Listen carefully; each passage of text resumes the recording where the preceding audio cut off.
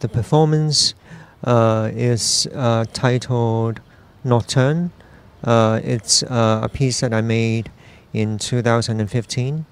So in this piece, I'm watching a film, and the film is sort of composed of found footages of aerial bombing and night bombing that I found on YouTube on the internet, and I compiled them into a long film and took the sound away. So in the performance, I'm watching the film and then I'm recreating the sound of the bombing and explosions with sort of household objects, so kind of like cinema Foley technique.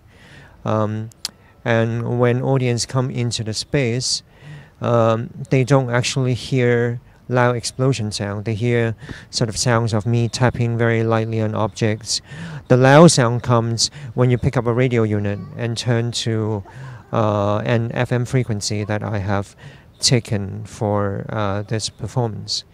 And so the audience could listen to the performance while they are standing next to me, or if they choose to, they could walk away and sit at a corner and listen to the performance through the radio units.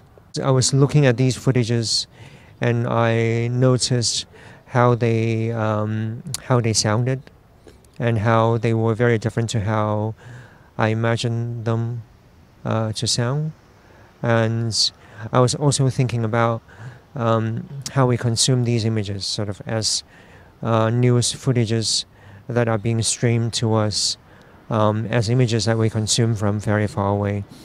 And so instead of just sort of putting these images out there and projecting them, these images are very close to me, and they are not being seen by the public. So it's not like it's being projected out, but rather it's my interpretation of these images that people can hear.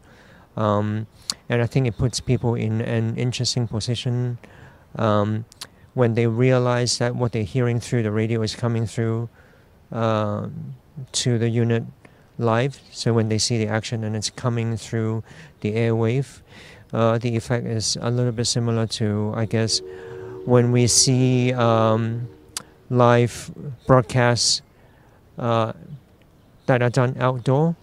So I don't know if this is done much in this part of Europe, but in Asia and I think in America sometimes as well, you get sort of radio broadcast, mobile radio broadcast booth that will go outside and do sort of radio programs.